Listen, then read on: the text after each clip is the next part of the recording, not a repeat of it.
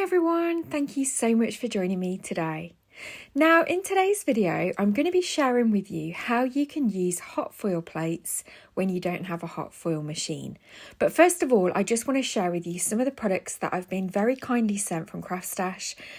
They've sent me the Celebrate Blossoms collection from It's Just Paper, which is the range that Justine Hovey designs.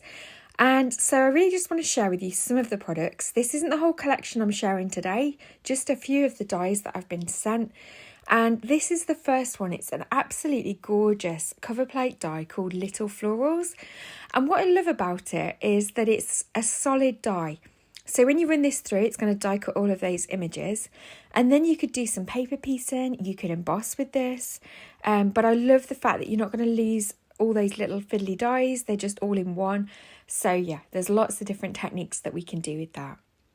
These are the hot foil plates that I've been sent. These are called Floral Collage. They're two beautiful floral elements, but I don't have a hot foil machine, which is what's inspired today's video to see how we can use these without a hot foil machine. And so I think it's important to share that because it might be that you see a design that you absolutely love the look of, but you don't have a hot foil machine. So what else can you do with them? So I'm going to share two ideas today. This is another beautiful cover plate die called Floral Collage.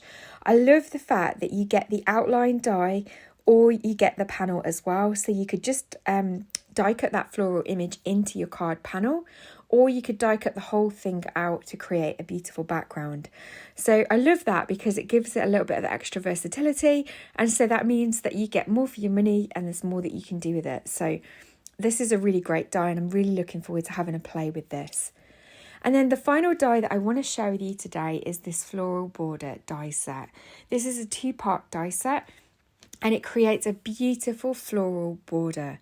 Now, I don't tend to use border dies, so I'm going to be really excited to stretch my imagination and come up with some ideas that we can use with this. So definitely stay tuned to my channel if you've got this collection already or you want to see ideas that you can use to create with stuff that you've already got in your stash, then stay tuned because I am going to create a few more videos sharing how we can use these dies.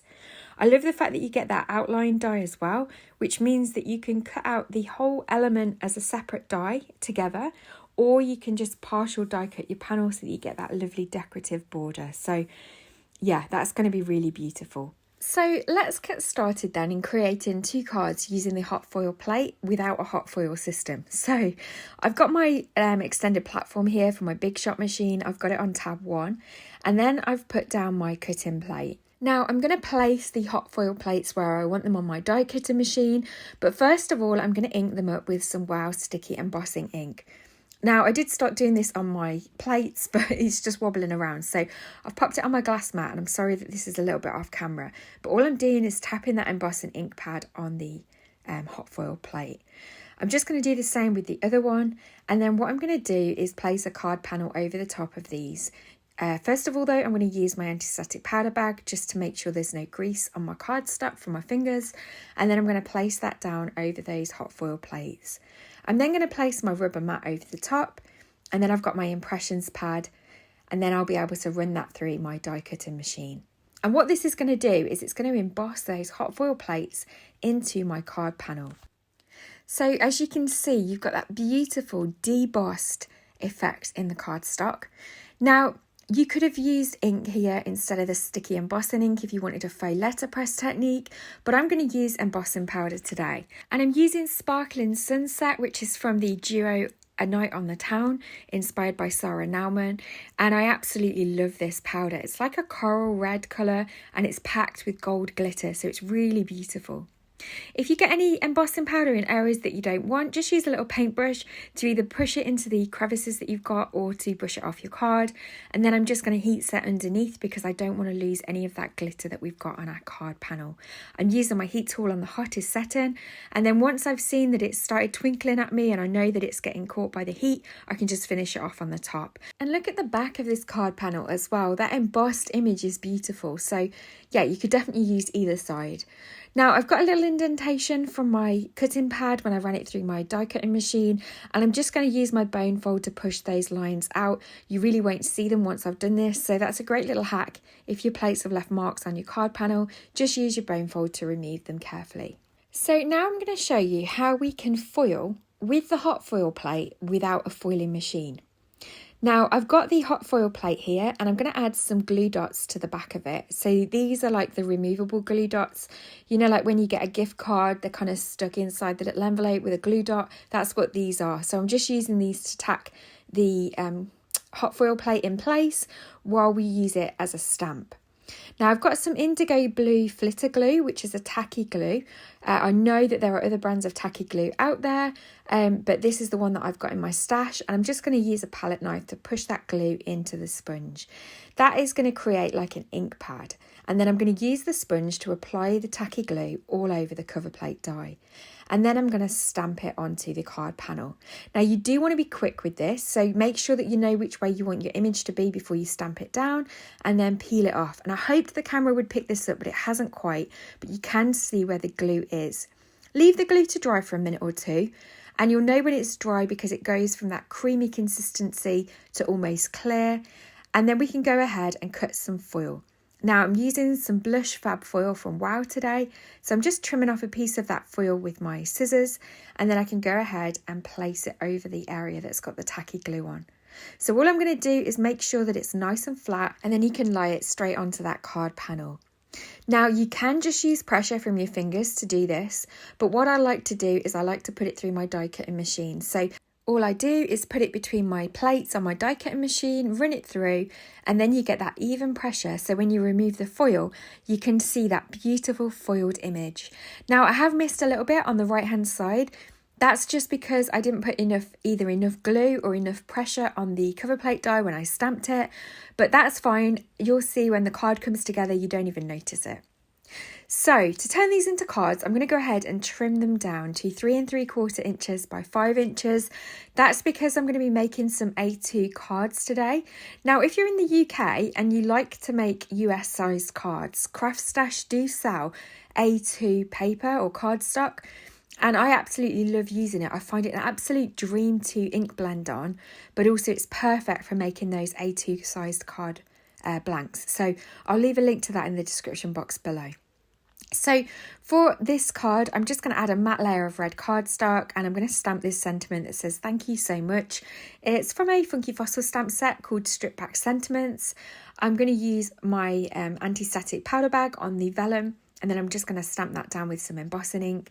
I'm using the Wow Metallic Superfine Rich Gold embossing powder, and then I'm going to just heat set that. With vellum, you do want to move the heat tool really quickly because you don't want to get any warping. And then I'm going to go ahead and pop that around the card panel that we've created, and I'm just going to line it up, make sure it's nice and straight, and then add some double-sided tape at the back just to hold the vellum in place. This is a great way of just making sure that the vellum stays in place before you then add glue to the back of the whole panel. So I'm going to add some glue and mat that down to that deep red coloured cardstock that I've got, and it goes really nicely with that corally red embossing powder that we've used. I'm going to go ahead and then mount that to an A2 card blank that I've made, and then I'm just going to add a few gems to finish off camera because it takes me forever to decide where they're going to go. And here's the finished card. So to finish off the second card, I really want my sentiment to be in the same colour foil that we used for the image. So what I'm going to do is just add some of that flitter glue to the sponge, add it to the card stock. This is just a scrap of white card that I've got in my stash.